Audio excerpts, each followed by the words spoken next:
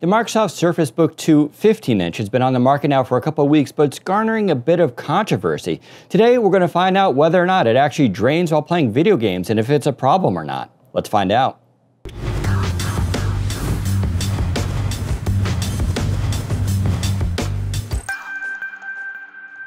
So the reports are that when the Surface Book 2 15-inch is plugged into an AC power source and playing certain video games, it will actually drain the battery faster than it can charge. Now that sounds super horrible, but this is not across the board, nor is it all the time, and it's specific to certain video games, and it's even more specific to the power setting you put the Surface Book 2 15 on. Okay, issue number one is going to come down to power mode. So on the Surface Book 2 and all modern Surface devices, there is now a power slider. This allows you on different modes to switch between different power levels. So there is a battery saver, recommended, better performance, and best performance. And you can choose those for AC or on battery, and you can customize it. What's happening is, by default, the system is on recommended. The OS is managing the battery and power source, as well as the CPU and GPU power throttling. The problem seems to be when it's on best performance, you're going to drain the battery a bit faster than when it's just using an AC charger. Now, I should point out, this is not across the board, meaning if you're just using this as a normal computer and you're on best performance, you will charge the battery while using it. In fact, on most applications and even most games, I'm going to say upwards of 95% of games out there, you won't have a problem even when you're on best performance. Part two, let's talk about video games. So not all games, in fact, most do not exhibit this battery drainage issue when plugged in on the Surface Book 2 15-inch.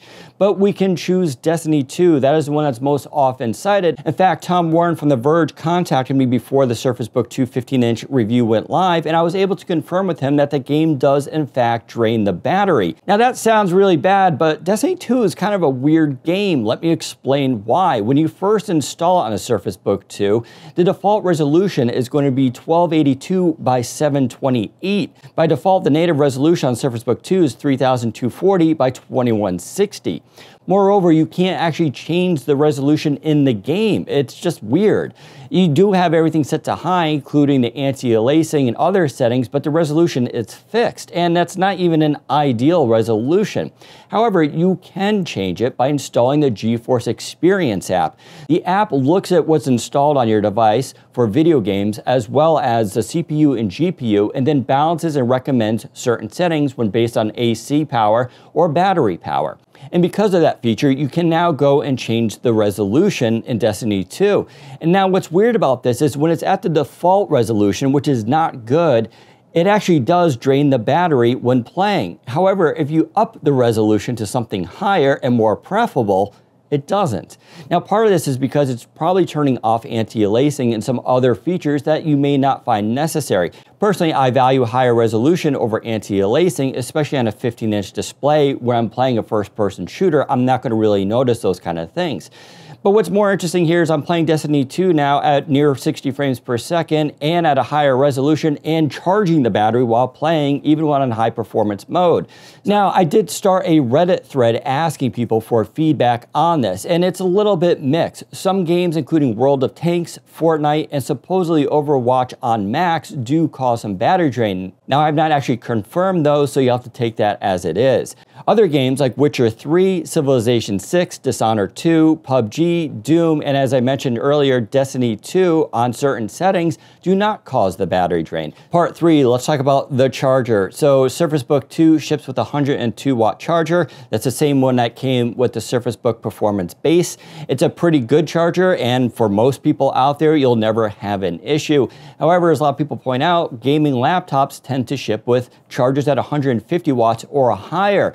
Now, you may be wondering, can you just charge the device using a Type-C charger and the Surface Connect? No, you can't. In fact, if you plug both in, the Surface Connect will override it. The other issue here, of course, is Type-C chargers only go up to about 100 watts, so you can't go and get a different charger there as well. Now, what's happening here is when the GPU is maxed out, it's pulling around 80 watts. You throw in the CPU, it's about another 20 watts, so you're already at 100 right there. Then you add in things like the display and RAM and storage, and that's also going to drain some battery. And this is where the 102 watts actually gets a little bit messy. But for most people, you're never going to be running the system at 100% for hours at a time. There are exceptions, which is what some of those games are. All right, let's talk about Surface Dock, as this complicates the matters even more. Now, the Surface Dock only charges around 65 watts. So if you're connecting that up to Surface Book 2, as well as a 4K display, and you're going to play a high-end video game, well, there's actually a chance you will drain the battery. Now, I am hearing rumors of a new Surface Dock in the works, and I don't want to give away too much because it's unconfirmed, but it's going to be very impressive when it comes out. I just don't have any information on that when it's going to actually happen, but there may be a solution down the road. So the charger is going to be fine for most people. Don't forget, Microsoft is gearing this towards STEM, science, technology, engineering, and math students, as well as professionals. But there's a good argument here that Microsoft could have included a larger charger. So this comes down to the greater good versus those who want more power. I think for most people, 102 watts is totally fine. You're not going to drain the battery at all when using Surface Book 2 as a normal computer. But for a subset of you who are really pushing this, yes, 102 watts is probably not enough. Let's talk about ambient temperature and TDP of the processor. TDP stands for thermal design point or thermal design power, and it relates to how much heat the processor is going to generate in relation to the power it is drawing.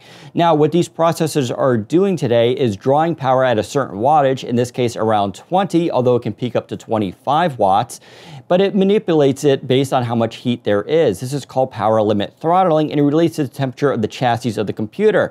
In other words, the computer, if it gets too hot, it's going to cut down the power to the chip rapidly and then cool down the processor. This all happens within seconds, though, in milliseconds, so you don't really notice it. What it does mean, though, is if you're going to game in a warmer environment, say 70 or 80 degrees Fahrenheit, that processor is going to jump down to around 10, 11, or 12 watts instead of that full 20. So you're going to get a lower clock processor.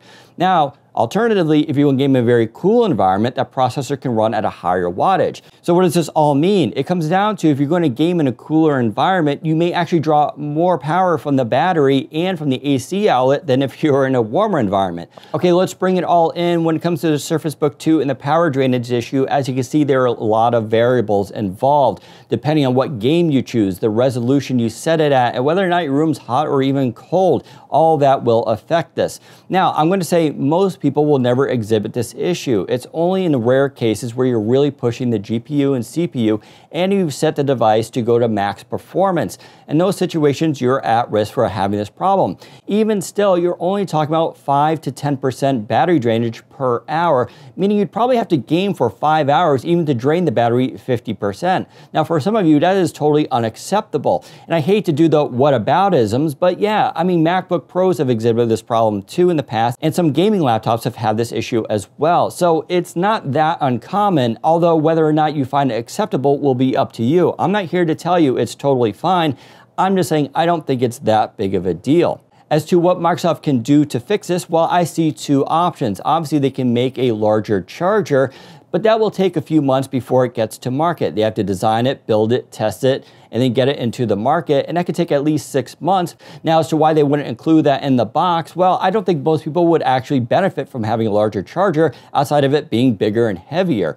The other issue is the Surface Connect. We don't know what its limitations are. It could be 102 watts. It's all proprietary, so we just don't know what its capabilities are. The second solution is Microsoft could release a firmware patch and basically not allow the GPU to drain that much power when set to high performance mode. The issue here, of course, is you now know the GPU can do more. If Microsoft limits that, well, some of you will get upset there as well. Had Microsoft done that on day one, no one would have known, and we would all be not having this conversation right now. So they could do that. I don't think that's an ideal solution, but if enough people complain and enough people return these devices over this problem, that is probably what they would do. I just don't see that happening. So in the end, whether or not this matters to you depends on how much you want to push the Surface Book 2 15. I actually think this is a good choice for Microsoft that they allow you to push it this far, but some of you may be disappointed. Just think about that in the context in which you want to use the Surface Book 2 before you plunk down your money. All right, if you want more information about this topic, go to the Reddit thread linked in the description below where I started this conversation with others and chime in there. Also, let me know in comments what you think Microsoft should do. Should they allow you to just draw that much power when set at high performance, or should they cap it off? Let me know in comments what you think. If you like this video, give us a thumbs up and don't forget to subscribe. Thanks for watching. Take care, everybody. At the end of this video. No, I don't want to mention that. Yeah, okay. Just say it instead of... Yeah. Okay, this is part 4. 1, 2, 3. Yes, part 4. Okay. All right, part 4.